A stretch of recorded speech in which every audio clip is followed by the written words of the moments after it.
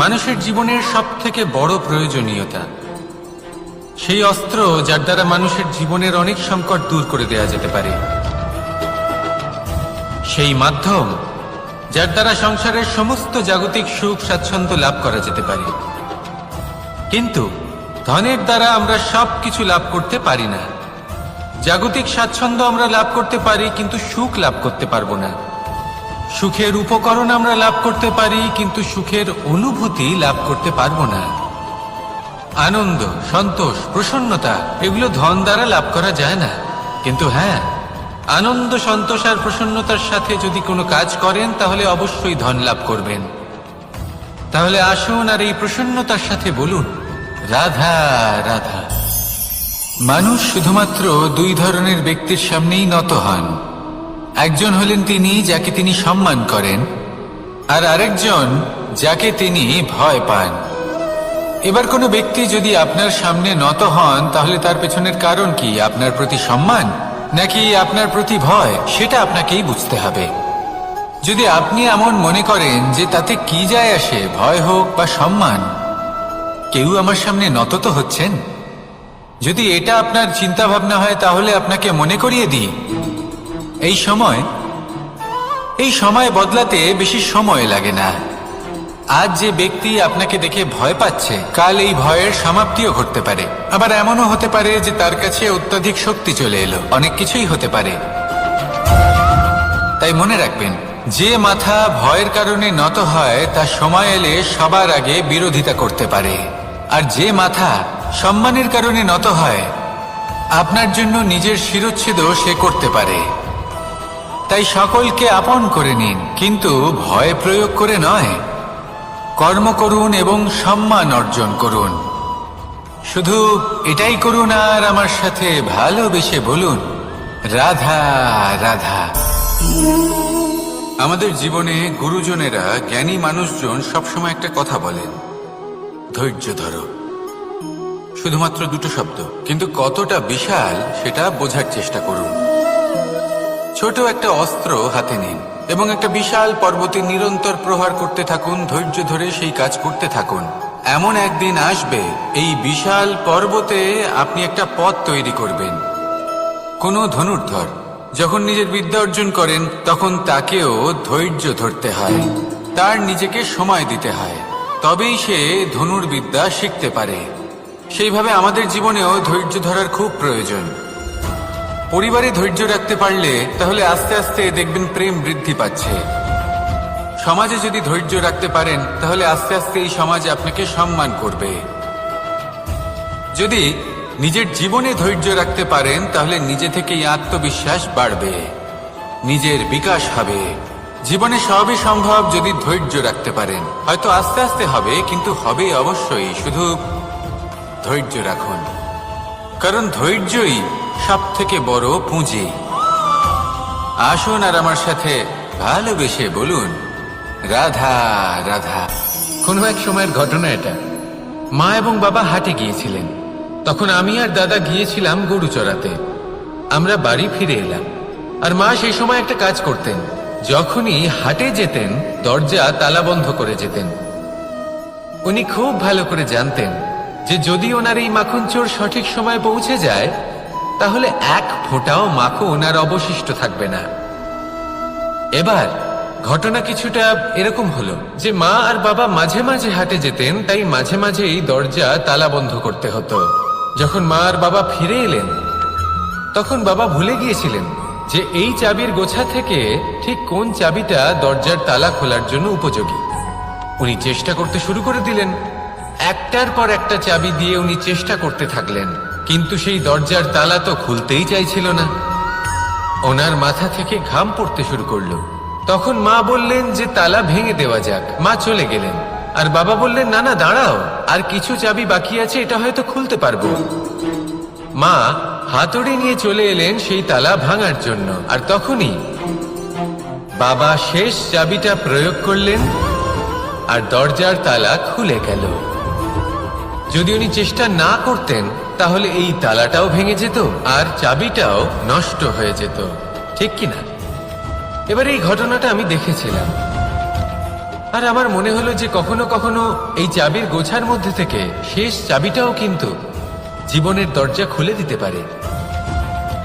সেজন্য আপনি যদি জীবনে সাফল্য লাভ করতে চেষ্টা করেন, নিজের লক্ষ্যে পৌঁছতে চান, তাহলে হার মানবেন না। হয়তো দেখবেন আপনার পরবর্তী প্রচেষ্টা বা এই অন্তিম প্রচেষ্টা আপনাকে সাফল্যের পথে নিয়ে গেল। তাই নিরন্তর প্রচেষ্টা করতে থাকুন, জীবনে সাফল্য লাভ করুন, আর আমার সাথে ভালোবেসে বলুন, রাধা রাধা। মানুষ নিজের জীবনে সেই সবকিছু লাভ করতে পারে যা সে কামনা করে।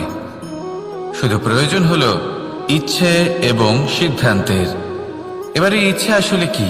সেটা হলো এই মনে প্রকট হওয়া একটি ভাবনা, একটি আবেগ। শুধু তা দিয়ে কিছুই হয় না। যখন সেই ইচ্ছের সাথে দৃঢ় প্রতিজ্ঞা জুড়ে যায়, তখন বিষয়টা এগোতে থাকে। একটা উদাহরণ দিই, ধরুন আপনি মরুভূমিতে আছেন এবং আপনি মধুর জল পান করতে চান। এটা হলো শুধুমাত্র আপনার মনের একটি ইচ্ছে। যখন এই ইচ্ছের সাথে সিদ্ধান্ত জুড়ে যায়, তখন আপনি সেই মরুভূমিতে গর্ত খুঁড়তে চেষ্টা করেন। আর যখন এই সিদ্ধান্তের সাথে নিষ্ঠা জড়িত হয়, তখন আপনাকে সেই জল লাভ করার থেকে কেউ বাধা দিতে পারে না। ইতিহাস এটার সাক্ষী, যিনি নিশ্চিত করেছেন তিনি সেই সব কিছু লাভ করেছেন যা তিনি লাভ করতে চেয়েছেন। সেই জন্য ইচ্ছে থাকা খুব দরকার, কিন্তু তাকে সিদ্ধান্তের সাথে জুড়ে নিন। সিদ্ধান্তকে নিশ্চিত করে ফেলুন, সবকিছু লাভ করবেন। আর তখন এই মন প্রসন্ন হয়ে বলবে, রাধা রাধা। বনের মধ্যে যদি আপনি কোনো বিষাক্ত সাপ দেখেন, তাহলে কি করবেন? আপনি তখনই তার থেকে দূরে পালাতে চেষ্টা করবেন। আর এটা কেন করবেন? নিজের রক্ষার্থে। এই কথা আমি নয় মেনে নিলাম, কিন্তু নিজের জীবনে এটা করেন না কেন? আপনি যেখানেই যান, যে স্থানেই যান না কেন, প্রত্যেক সময় প্রত্যেক মুহূর্তে এমন বিষাক্ত সাপ আপনি অবশ্যই খুঁজে পাবেন। আর সেই সাপ নয় যাদের আপনি বনে খুঁজে পাবেন, এরা হলো সেই সাপ যা আপনাকে পাপ করতে বাধ্য করবে। আপনার অন্তরের বাসনা, ক্রোধ, অহংকার, লোভ, ঈর্ষা এদের বৃদ্ধি ঘটাবে।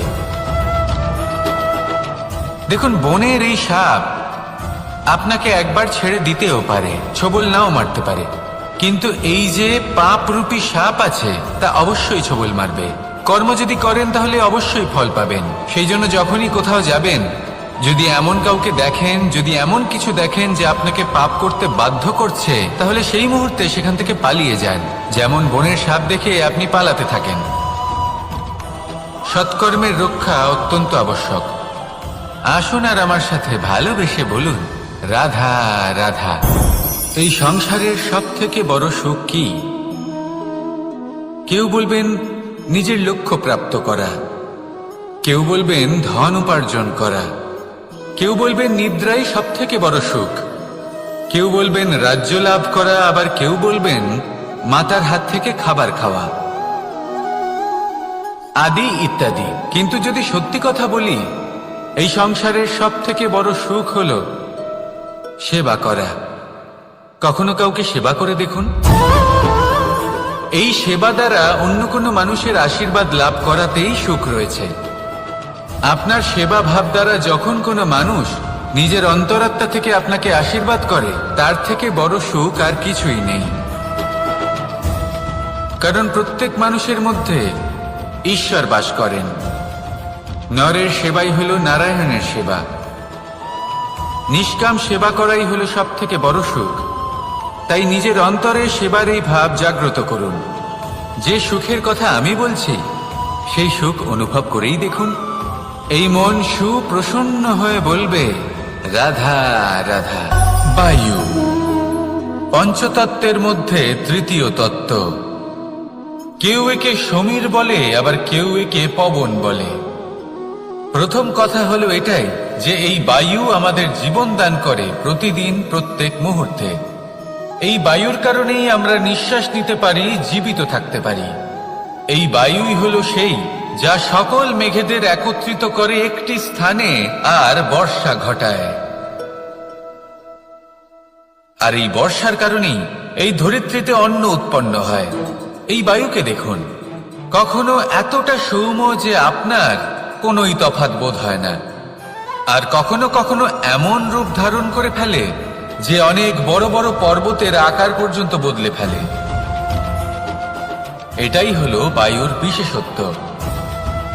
বায়ু শেখায় যে সময়ের সাথে সাথে বইতে থাকো, সকলকে জীবন দান করো, সকলকে সাহায্য করো, কিন্তু যখন বিপদ সামনে আসবে তখন দৃঢ় হয়ে সম্মুখীন হও। বাধা অনুযায়ী নিজেকে গড়ে নিতে হবে, আর কখন কতটা কঠোর হতে হবে আর কখন কতটা সৌম্য হতে হবে, এটা বায়ুকে দেখে শিখুন। আর আমার সাথে ভালোবেসে বলুন, রাধা রাধা। এই সংসারের আরম্ভ থেকে এখনো পর্যন্ত এবং ভবিষ্যতেও একটা যুদ্ধ আছে, যা হয়ে চলেছে, চলতেই থাকবে। পাপ এবং পুণ্যের মধ্যে যুদ্ধ, সত্য এবং অসত্যের মধ্যে যুদ্ধ। এই যুদ্ধ চলেই আসছে, আর এই যুদ্ধে যারা লড়েন তাদের আমরা সবসময় জয় জয়কার করি। আর যারা এই জয় জয়কার করেন তাদের প্রত্যেকের একটা বিশেষ গুরুত্ব থাকে। যখনই কোনো যোদ্ধা যুদ্ধক্ষেত্রে ক্লান্ত হয়ে পড়ে, শক্তিহীন হয়ে পড়ে, তখন এরা জয় জয়কার করে, শঙ্খ বাজাতে থাকে, সেই যোদ্ধাকে অনুপ্রেরিত করে, শক্তি এবং সাহসে ভরিয়ে তোলে, আর তখন সেই যোদ্ধা সেই যুদ্ধকে এগিয়ে নিয়ে যেতে পারে।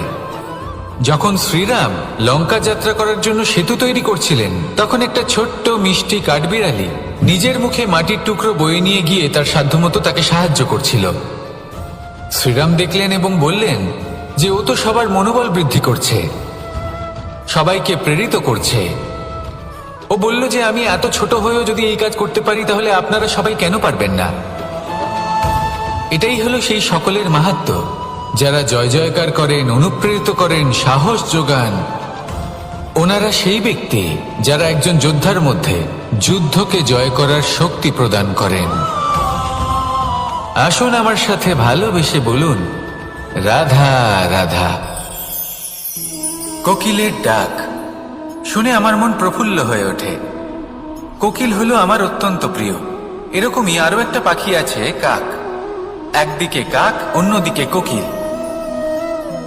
এদের মধ্যে বেশি পার্থক্য নেই, কিন্তু কোকিলের কণ্ঠ শুনে সবার মন প্রফুল্ল হয়ে ওঠে। কোকিল যখন সামনে আসে তখন মন শান্ত হয়ে যায়, যখন কাক সামনে আসে তখন মানুষ দূরে পালিয়ে যায়। এমন কেন হয়? কারণ হলো বাণী। কোকিলের বাণী অত্যন্ত মিষ্টি, অত্যন্ত মধুর।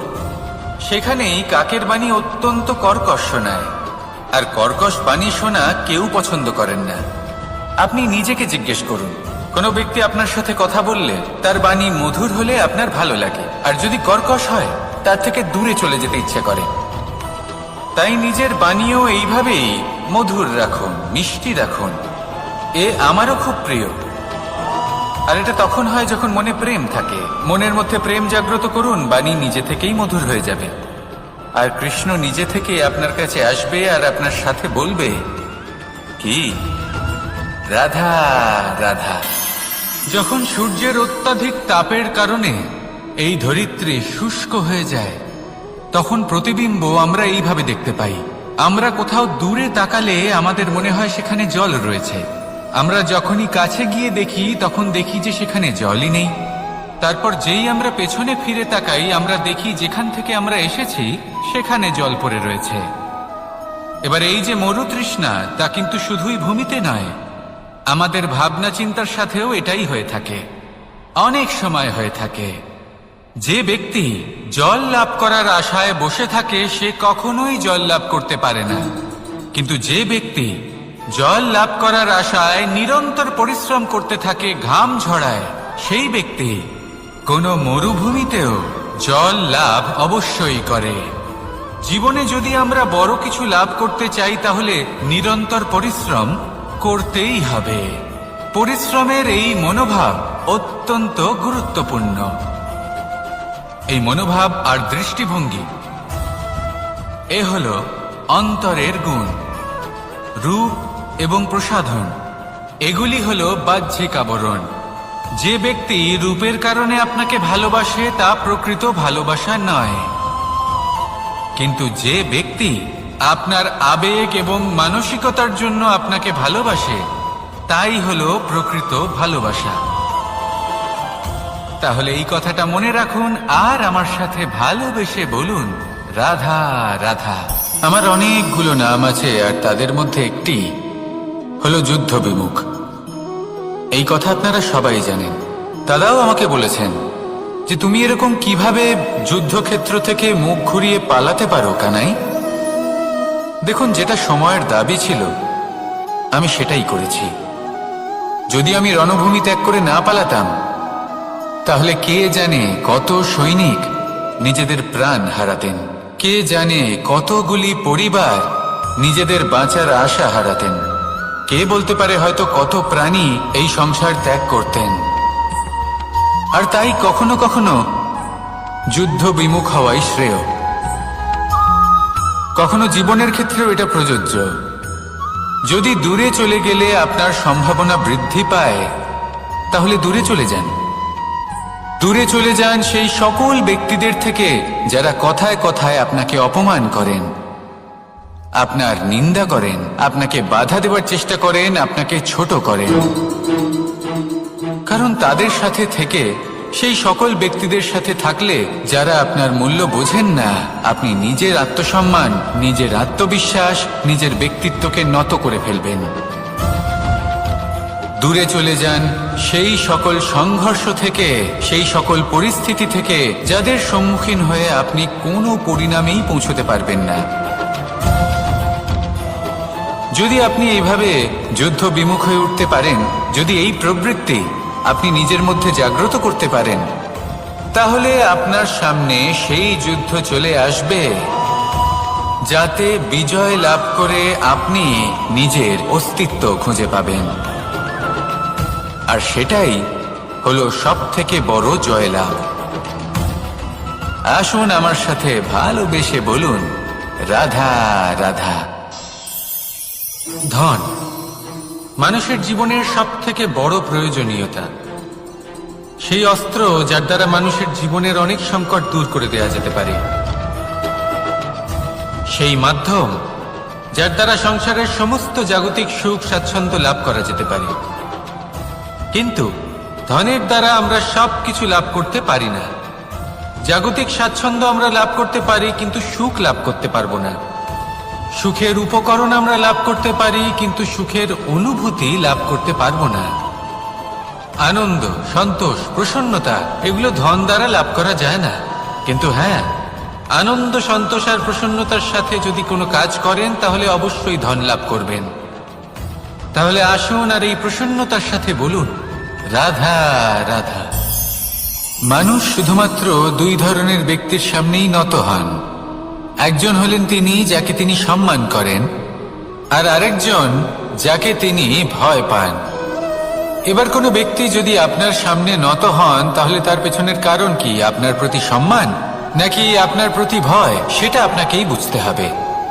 যদি আপনি এমন মনে করেন যে তাতে কি যায় আসে, ভয় হোক বা সম্মান, কেউ আমার সামনে নত তো হচ্ছেন, যদি এটা আপনার চিন্তা ভাবনা হয় তাহলে আপনাকে মনে করিয়ে দিই, এই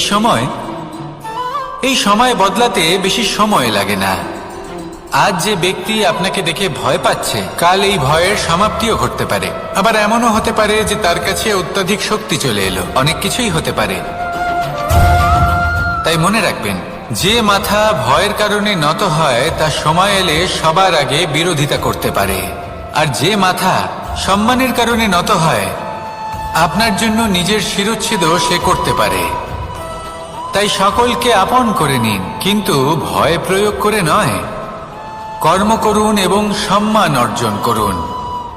শুধু এটাই করুন আর আমার সাথে ভালোবেসে বলুন, রাধা রাধা। আমাদের জীবনে গুরুজনেরা, জ্ঞানী মানুষজন সবসময় একটা কথা বলেন, ধৈর্য ধরো। শুধুমাত্র দুটো শব্দ, কিন্তু কতটা বিশাল সেটা বোঝার চেষ্টা করুন। ছোট একটা অস্ত্র হাতে নিন এবং একটা বিশাল পর্বতে নিরন্তর প্রহার করতে থাকুন। ধৈর্য ধরে সেই কাজ করতে থাকুন। এমন একদিন আসবে এই বিশাল পর্বতে আপনি একটা পথ তৈরি করবেন। কোনো ধনুর্ধর যখন নিজের বিদ্যা অর্জন করেন তখন তাকেও